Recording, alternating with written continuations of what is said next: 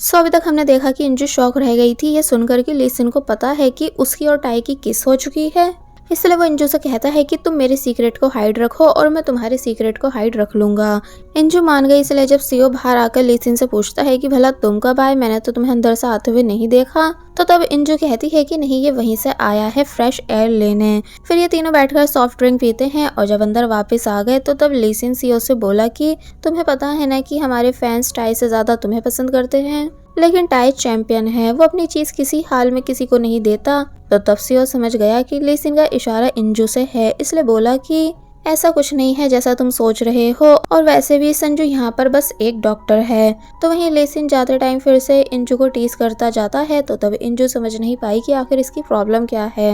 अब next day हम देखते हैं कि इंजू टाई को ट्रैकिंग कराने लेकर आती है, पर टाई कार से बाहर नहीं आ रहा था बल्कि चिल्ला रहा था कि तुमने मुझे ये क्या पहनवा दिया है। फिर जब फाइनली वो बाहर आया तो उसको ये गेटअप बिल्कुल अच्छा नहीं लग रहा था, जबकि इंजू का ये कहना था कि इस कैप में तुम्हें कोई नहीं पहचान पाएगा। फिर असिस्टेंट इन दोनों को छोड़कर चला गया एंड ये दोनों ट्रैकिंग शुरू करते हैं, जहां टाई का काफी बुरा हाल था, उससे बिल्कुल चला नहीं जा रहा था, यहाँ तक कि अब उसके लेग्स भी दुखने लगे थे। इंजू कहती है कि लो तुम मेरा हाथ पकड़ लो, पर वो उसका हाथ नहीं पकड़ता और फिर तभी ऊपर चला गया। फिर जब फाइनली ये दोनों एक जगह आकर बैठे तो इंजू उसकी कैप हटा देती है। टाई कहता है कि क्या तुम पागल हो, अगर किसी ने मुझे पहचान लिया तो? इंजू कहती है कि ऐसा नहीं होगा क्योंकि यहाँ कोई तुम्हारा फैन नहीं है। कि तभी दो लेडीज आती हैं जो कि टाई से फोटो क्लिक कराने के लिए बोलती हैं। टाई गुस्से से इंजू को देखता है क्योंकि उसे लगा कि इन लेडीज ने मुझे पहचान लिया है, इसलिए जब वो सेल्फी लेने लगा तो वो दोनों बोली कि तुम ये क्या कर रहे हो, हमने तो बस अपनी फोटो क्लिक कराने को कहा है। तो ये सुनकर इंजू हंसने लग जाती है कि टाई कैसे खुद को बहुत ही ज्यादा बड़ा सेलिब्रिटी समझ रहा था, जबकि ये दोनों तो उसे जानती भी नहीं, और साथ ही टाई की भी बोलती बंद हो गई थी। इसलिए वो चुपचाप फोटो क्लिक कर देता है और जब शांति से वापस आया तो वो इंजू को हंसता देख उसे आंखें दिखाने लगा, इसलिए वो चुप हो गई। फिर टाई से कहती है कि तुम बस यहाँ बैठकर खुली हवा एंजॉय करो। तो तब टाई को वहाँ काफी रिफ्रेशिंग फील होता है क्योंकि वो काफी टाइम के बाद दिन में ऐसी जगह पर फ्रेश एयर लेने आया था, वरना माइंड रिलैक्स करने के लिए उसे रात में घर से बाहर निकलना पड़ता था। इंजू टाई से फिर से उसकी हॉबी पूछने की कोशिश करती है बट टाई नहीं बताता। फिर कहता है कि मुझे बस म्यूजिक से प्यार है। इंजू पूछती है कि वैसे तुम म्यूजिशियन क्यों बने, तो वो थोड़ा इमोशनल होकर बताता है क्योंकि उनको ये पसंद था और पहले वो कहते थे कि मैं इसमें बहुत अच्छा हूँ। एक्चुअली यहाँ वो अपने फादर की बात कर रहा था। बट जब इंजू पूछती है कि क्या ये तुमसे तुम्हारे फर्स्ट लव ने बोला था, तो वो कहता है कि मुझे इस बारे में कोई जवाब नहीं देना। तो तब इंजू बताने लगी कि वैसे मैं भी चाहती हूँ कि काश कोई मुझसे भी कहे कि मैं किसी एक चीज में अच्छी हूँ। तो तब टाई इंजू को देखने लगा कि भला ये किसकी बात कर रही है।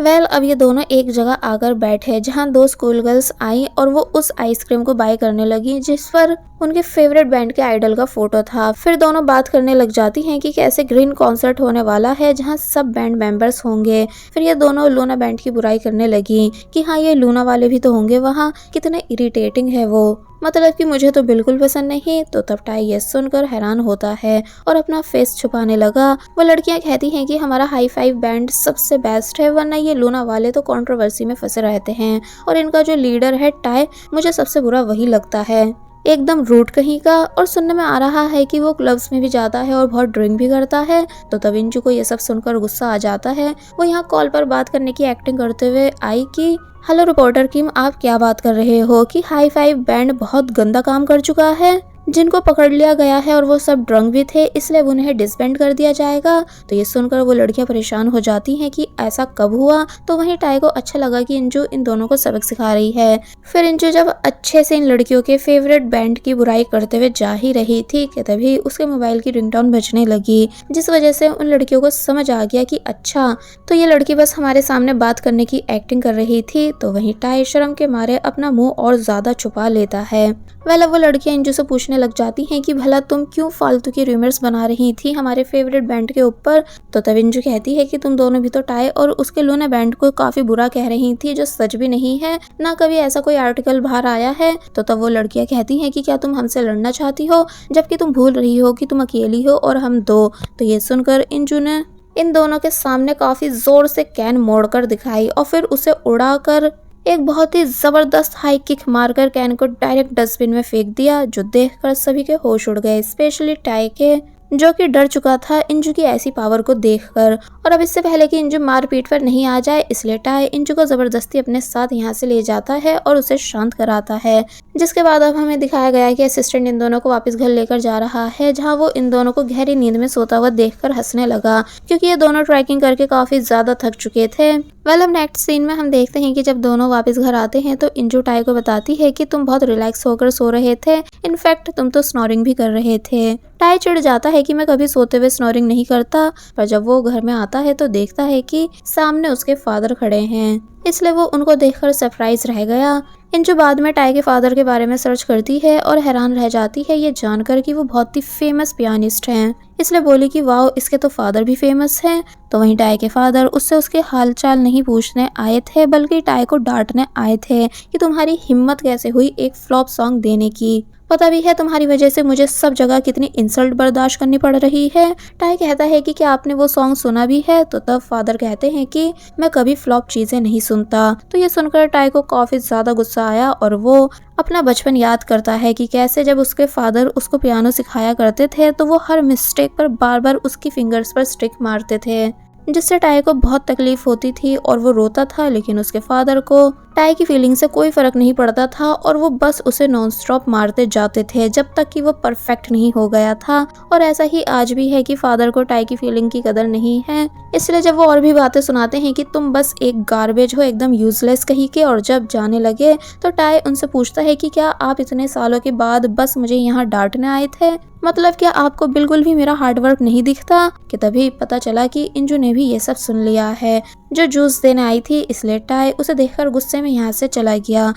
इंजू को भी काफी अजीब लग रहा था ये सब सुनने के बाद, इसलिए वो बोली कि भला कौन फादर अपने बेटे से ऐसे बात करता है। तो वहीं परफॉर्मेंस के टाइम गायोन जब बताता है कि आज टाई के फादर घर आए थे, तो ये सुनकर लेसिन और सियो दोनों परेशान हो गए, क्योंकि इन दोनों को पता है कि टाई के रिलेशन अपने फादर के साथ ठीक नहीं है। जबकि गायोन और यूचन, जिन्हें इस बारे में कुछ नहीं पता है, वो दोनों अफसोस करते हैं कि काश हम उस टाइम घर पर होते तो उनका ऑटोग्राफ ले लेते। कि तभी टाई भी यहाँ आ गया, जो कि सबसे बोला कि ग्रीन कॉन्सर्ट आने वाला है, इसलिए अब से हम रोज और ज्यादा प्रैक्टिस करेंगे। सियो और लेसिन इस बात के लिए मान जाते हैं। फिर टाई इन सभी से बहुत ज्यादा देर तक प्रैक्टिस करवाता है, इतनी ज्यादा देर तक कि सब थकने लग जाते हैं, क्योंकि इन सबको प्रैक्टिस करते करते अब बहुत ज्यादा देर हो चुकी थी। लेकिन टाई रुकता ही नहीं, क्योंकि वो बार बार अपने फादर की बातें याद कर रहा था कि वो कैसे कह रहे थे कि टाई बिल्कुल हार्डवर्क नहीं करता है, वो फ्लॉप सॉन्ग्स बनाता है, हमेशा फेलियर ही रहता है। इसलिए इन बातों से टाई इतना परेशान हो जाता है। उसको सियो ने आकर रोका, जिस पर पहले तो वो काफी जोर से चिल्लाया, लेकिन जब सियो बताता है कि तुम्हारी फिंगर से खून आ रहा है, तो तब जाकर वो रुका। यानी उसे अब रियलाइज हुआ कि उसे कुछ देर पहले बिल्कुल होश नहीं था। इसलिए जब वो गुस्से में यहाँ से चला गया तो सभी मेंबर्स उसकी फिक्र करने लग जाते हैं। तो वहीं इंजू जब यहाँ से जा रही थी, वो भी टाई की फिंगर पर कट देखकर बुरी तरह डर गई कि आखिर तुम्हारी ये चोट कैसे लगी। तो तब टाई गुस्से से इंजू के ऊपर बहुत जोर से चिल्लाता है कि मैंने तुमसे कितनी बार कहा है कि अपनी लिमिट क्रॉस मत करा करो। इंजू चुप हो गई और बोली कि मैं बैंडेज लेकर आती हूँ, लेकिन टाई कहता है कि मैंने तुमसे कह रखा है ना कि बस ट्रीटमेंट की एक्टिंग करो, और जब वो हो जाए तो अपनी ये शक्ल मुझे मत दिखाया करो। और फिर तभी यहाँ से चला गया। तो तब इंजू को काफी ज्यादा बुरा फील होता है, यानी एक तरह से वो टाई के ऐसे चिल्लाने की वजह से डर गई थी। जिसके बाद अब हम रात का सीन देखते हैं, जहाँ इंजू को अचानक ऊपर से अजीब आवाजें आने लगी, जैसे कोई कुछ मार रहा हो। इसलिए इंजू टाई के रूम के बाहर आ जाती है, क्योंकि उसके रूम के ऊपर टाई का ही रूम था। इंजू सोचती है कि भला ये कैसी आवाजें हैं, अब मैं अंदर जाऊं या नहीं। इसलिए जब सोचती है कि अगर मैं अंदर गई तो टाई मेरे ऊपर इतनी जोर से चिल्लाएगा कि मेरे कान ही बंद हो जाएंगे। इसलिए वो सोचती है कि हाँ, मुझे बस अपने काम से मतलब रखना चाहिए और यहाँ से चले जाना चाहिए। लेकिन अब क्योंकि अंदर से आवाजें आती ही जा रही थी, इसलिए इंजू हिम्मत करके टाई के रूम में आ गई, जहाँ वो देखती है कि टाई कैसे वॉल पर जोर जोर से अपना सर मार रहा है, जिससे बिल्कुल होश नहीं था, क्योंकि वो फिर से नींद में था। इंजू को ये देखकर बुरा लगता है, इसलिए वो अपना हाथ उसके फॉरहेड के सामने कर देती है और नोटिस करती है कि टाई रो रहा है और ये कह रहा है कि मैं फेलियर नहीं हूँ। इंजू को ये सुनकर अच्छा नहीं लगता, बल्कि टाई के लिए बहुत बुरा लगता है। इसलिए वो उसे उठाने की कोशिश करती है, लेकिन टाई अचानक ही इंजू को जमीन पर लिटा देता है और उसका काफी जोर से गला भींचने लगा, जैसे कि वो अपना गुस्सा निकाल रहा हो। इंजू टाई को रोकने की कोशिश करती है बट वो रुकता नहीं है, बल्कि बस पूरी जान से इंजू का गला भींचता गया, जिस वजह से इंजू को अब सांस आने में परेशानी हो रही थी। तो वहीं टाई सपने में अपने बचपन को देख रहा था, जहाँ भी वो रोता ही जा रहा था और बस यही कह रहा था कि मैं फेलियर नहीं हूँ। और फिर ये सब सेम चीज है वो प्रेजेंट में भी रोते हुए कहता है कि मैंने शुरू से बहुत मेहनत की है और आगे भी कर लूंगा, पर बस मैं फेलियर नहीं हूँ। इंजू जब टाई को ऐसे रोते हुए देखती है तो वो अपना हाथ उसके फेस पर रखकर उसे चुप कराती है कि हाँ तुम फेलियर नहीं हो।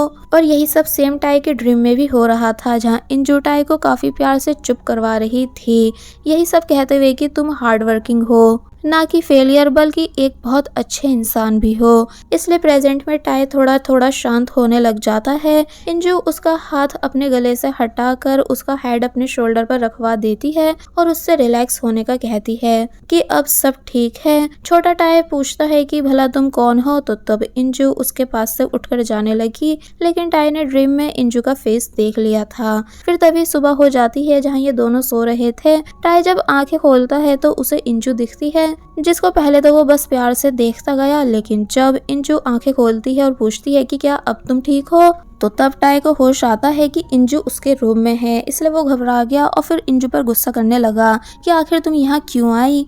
इंजू कुछ बोल पाती कि तभी टाई की नजर इंजू की नेक पर गई, जहाँ हाथ के निशान छप चुके थे। इसलिए टाई और ज्यादा परेशान हो गया कि आखिर तुम्हारे गले पर ये निशान कैसे हैं। और बस फिर इसी सीन के साथ ये पार्ट यहीं पर एंड हो जाता है। There was a time when you had me falling to the ground.